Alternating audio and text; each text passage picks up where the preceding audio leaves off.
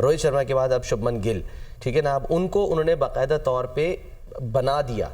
तो ये जो पायलट चेंज ओवर होता है ये कितना इंपॉर्टेंट होता है कि आप यकदम तब्दीली लेकर नहीं आते एकदम से कि जी अचानक एक जना कप्तान ही बदल दिया, कोई टूर्नामेंट आ रहा है चलो जी इसको चेंज कर दो। देखिए ये एक हमारे ना यहाँ पे पाकिस्तान में एक मिथ है कि जो परफॉर्मर होगा ना उसको आप कप्तान बना दें। सलमान ऐसा नहीं है। देखें इसमें आपको एक कैप्टनसी के लिए आप में एक मतलब सिर्फ ये चीज़ नहीं है कि सिर्फ परफॉर्मेंस उसकी बेस होनी चाहिए, उसमें आपने ये देखना है कि आपने डिसीजन पावर कैसी है, आपकी गेम अवेयरनेस कैसी है, आपने किन कंडीशंस में किन प्लेयर्स को कहाँ पे यूज़ करना है। ये सारी चीज़ें जब आप देखेंगे तो फिर एक कैप्टन, और इंडिया इस पे बहुत सालों से बहुत अच्छी तरह से काम कर रहा है। अगर आप देखें तो सौरभ गंगुली एक ऐसा जिसने इंडियन क्रिकेट को पहले ऊपर लेके आए, उसके बाद फिर MS धोनी आ गए, उन्होंने इंडियन क्रिकेट को और ऊपर लेके गए, मतलब और उसके बाद देख लें विराट कोहली, फिर रोहित शर्मा, अब आप जैसे कह रहे हैं गिल का नाम आ रहा है। तो आई थिंक कि ये ऐसा नहीं होता कि किसी ने 3 मैचेस में, पाकिस्तान में तो ऐसे है जिसने एक सीरीज में परफॉर्म कर दिया उसको कप्तान बना दो,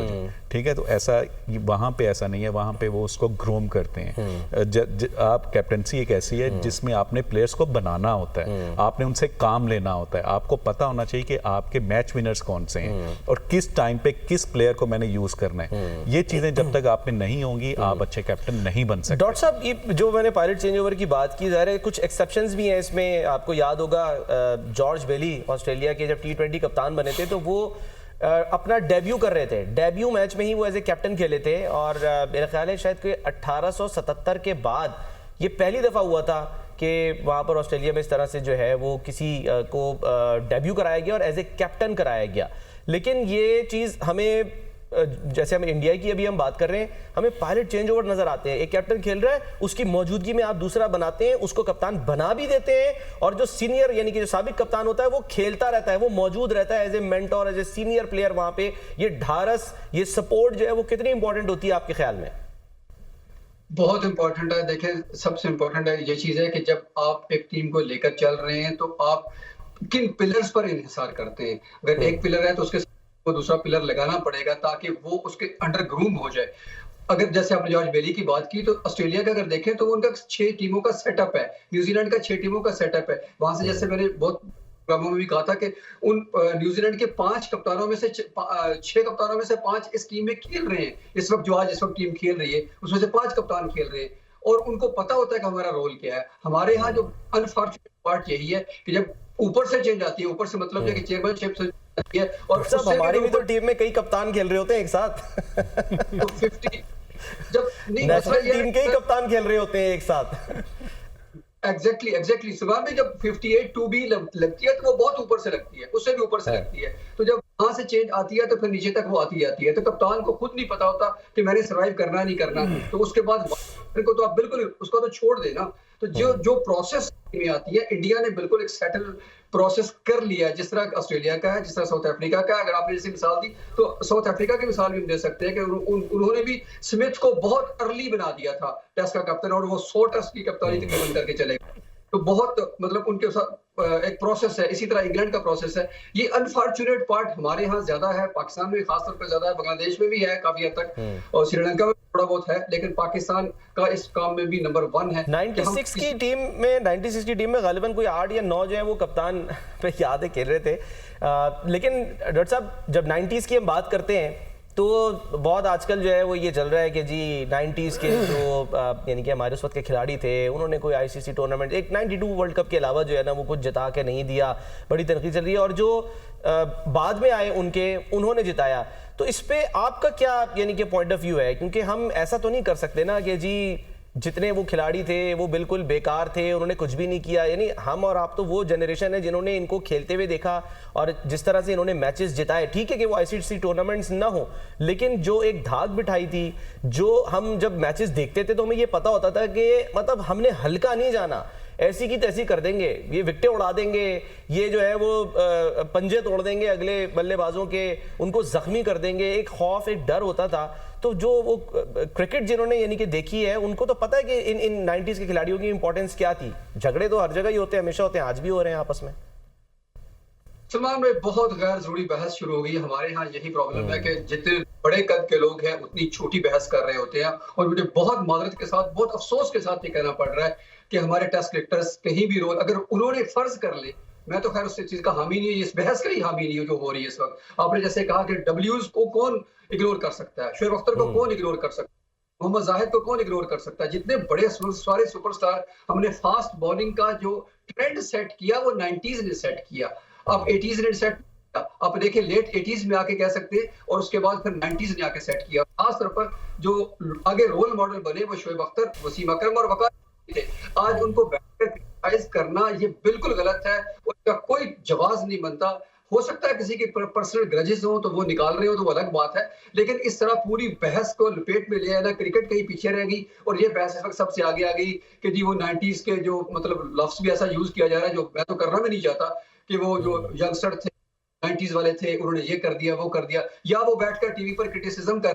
तो क्रिटिसिज्म जब टीम डाउन होती है, परफॉर्म नहीं करती, तो क्रिटिसिज्म हमेशा होता है, चाहे वो प्लेयर्स की तरफ से हो चाहे वो तजियाकारों की तरफ से हो। तो इस क्रिटिसिज्म को बर्दाश्त करना पड़ता है और उसका जवाब सिर्फ परफॉर्मेंस होती है। ये आप नहीं कह सकते। तो कहता हूं कि वो रोल असल में डॉक्टर साहब एक मैं यही पॉइंट जो है मैं जरा तौफीक की तरफ लेके जाना चाहता हूं। जो जहां से चीज ट्रिगर होती है वो ये होती है कि क्योंकि खिलाड़ी जो हमारे आजकल के हैं, ठीक है, वो परफॉर्म नहीं कर रहे। अब उसमें जो साबिक क्रिकेटर्स हैं, यही जो 90s वाली बात हो रही है, भाई हमारे हीरो हैं सारे के सारे, उन्होंने पर्सनली यानी कि क्या किया, किस तरह किया, किसी ने मैच नहीं खेला, वजह क्या थी, उसकी सारी सब मतलब ऑन रिकॉर्ड मौजूद है, उस पर उनको क्या सज़ा हुई, जुर्माने हुए, वो भी सब कुछ है, किसने क्या किया, मैच फिक्सिंग सब सबके सामने है। वो एक उसको अलग रख दिया जाए। लेकिन आप मिसाल है ना, इमरान खान साहब आप लाख इख्तलाफ कर लें उनसे कि जी वो सियासत में उन्होंने कुछ नहीं किया, लेकिन या वो नहीं वैसे परफॉर्म कर सके जो उनको करना चाहिए था, लेकिन क्रिकेट में जो उनकी अचीवमेंट है उससे तो इनकार नहीं किया जा सकता। जो उन्होंने वर्ल्ड कप जिताया और वही वर्ल्ड कप आज लेके हम आज तक घूम रहे हैं, नेशनल अकेडमी में यहाँ पर पीसीबी में रखा हुआ है, वही देखते हैं, खुश हो जाते हैं, हाँ एक वर्ल्ड कप है हमारे पास। देखिए आगे आप भी ले लेते फिर बात वाले। देखिए सलमान, ये बहस स्टार्ट कहाँ हुई, तब हुई जब हमारे जो अभी टीम है उन्होंने अच्छा परफॉर्म नहीं किया, उन्होंने तो बहस ये स्टार्ट हो गई जी कि ये आईसीसी के जितने भी टूर्नामेंट्स हैं उसमें इन्होंने परफॉर्म नहीं किया, और स्पेशली बाबर आजम को लेके। हाँ जी, सबसे ज्यादा जो क्रिटिसाइज किया गया वो किया गया बाबर आजम को लेके। तो वहां पे फिर ये हुई कि जी अगर ये नहीं जीते तो ये भी तो एक हकीकत है कि हमारे वो 90s वाले भी, इसमें कोई दो राय नहीं है कि वो जितने भी प्लेयर्स आप जिनके नाम ले रहे हैं, डॉक्टर साहब ने भी जिनके लिए, they all are match winners. ठीक है, वो सारे मैच विनर्स थे और सब ने इंडिविजुअली बहुत उनकी परफॉर्मेंसेज है पाकिस्तान के लिए, उन्होंने बहुत से मैचेस जितवाए भी हैं सलमान।